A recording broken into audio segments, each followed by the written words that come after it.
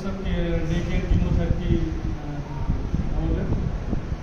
31 तारीख के बाद से हमारे यहाँ पे इस प्रोग्राम को स्टार्ट किया गया था राज्य सरकार के निर्देशानुसार। उसके बाद हम लोगों ने यहाँ पे अभी तक टोटल 5 मरीजों को कीमोथेरेपी लगाई, जिसमें 3 को आज लगाई जाती है। जिसमें से कुछ पेशेंट्स है, एक पेशेंट है जो CML का है, उसको ओरल कीमोथेरेपी भी उपलब्ध कराई गई है। और 3 मरीजों को आज जिनके 2 मरीज तीनों मरीज CA10 के हैं, तीनों में से 2 को तो न्यू एडजुवेंट कीमोथेरेपी लगनी है कि वो प्लानिंग की जा रही है उनको कि आगे उनकी सर्जरी हो पाएगी। इससे पहले उसको 4 साइकिलें लगनी है, जिनमें से 1 साइकिल वो भी करे लगा के आ चुके हैं की होंगी। पीछे की 2 साइकिलें हम लगाएंगे, उसके बाद वो 4थी साइकिल वहाँ लगवा के और आगे फिर वो सर्जरी हो पाती है या नहीं हो पाती, उसके लिए एक बार आगे बीकानेर जाते हैं। एक मरीज है जो कि पैलेटिव केयर में है, जिनके सर्जरी और कुछ प्लान नहीं है, तो उनको पैलेटिव केयर के अंदर 5-फ्लोरोयुरेसिल और मीथोट्रेक्सेट की डोज लगाई जाएगी। और मैं सभी आपके माध्यम से सभी को कहूँगा कि और कोई मरीज है जिनको इन चीज़ों की ज़रूरत है तो कृपया करके हमसे कॉन्टैक्ट कर सकते हैं। ये पेशेंट को सर किस तरह के कैंसर से ग्रसित है जो अभी इनका इलाज हुआ है? अभी तक जो अपने यहाँ पे जिनको कीमोथेरेपी लगी है उसमें ज़्यादातर मुख और मुख के आसपास के जो कैंसर हैं तो वही है। आगे हो सकता है जैसे अभी औरतों से रिलेटेड CA ब्रेस्ट के या CA ओवरी के, ये फिलहाल अभी हमारे पास नहीं आए, पर धीरे धीरे हो सकता है इनकी भी तादाद वापस बढ़ेगी।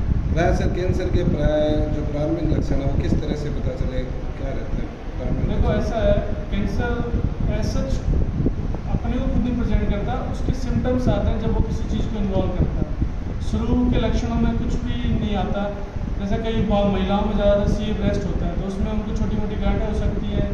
तो शुरुआत में हम यही कहते हैं हर महिला को लगभग 40 साल के आसपास की जो है उसको खुद जब वो एक बार खुद का एग्जामिनेशन करना चाहिए। उनको कुछ भी अबनॉर्मल लगता है तो डॉक्टर से मिलना चाहिए, फिर डॉक्टर उससे रिलेटेड जाँच कराता है। जाँच कराने के बाद यदि जाँच में कुछ आता है तो हम उसको फिर आगे की चीज़ें बताती है भी अब आपको ये चीज़ें करानी है।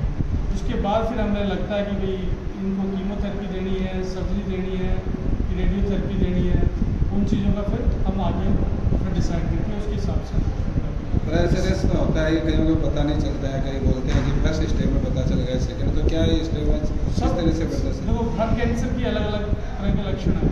जैसे मुंह के लक्षण मुंह के अलग होते हैं, तो उसमें आपका छाला लेके आदमी आ सकता है। जो छाला आपका 10-15 दिन से ऊपर हो गया है, सही नहीं हो रहा है, एकदम फिक्स हो गया है, तो उसके लक्षण अलग रहेंगे। इसी तरह फेफड़ों का कैंसर है तो लंबे समय से धूम्रपान किया जा रहा है और आपको खांसी आ रही है, निरंतर खून भी आ रहा है, वजन कम हो रहा है, भूख नहीं लग रही है, या छाती में दर्द होने लग गया, कमर में दर्द होने लग गया। इसी तरह कुछ कैंसर होते हैं जैसे CA प्रोस्टेट है, तो उसमें ज़्यादातर मरीज डायग्नोसिस 4 स्टेज में होता है। स्टेजिंग हम ऐसे डिसाइड करते हैं कि कैंसर की साइज़ क्या है, आसपास के लिम्फ नोड्स में वो गया है कि नहीं गया है, आसपास की और टिश्यू जैसे दिमाग में चला गया, लंग्स में चला गया, फेफड़ों में, अपने लीवर में चला गया या कहीं और, इस तरह से उनकी स्टेजिंग की जाती है।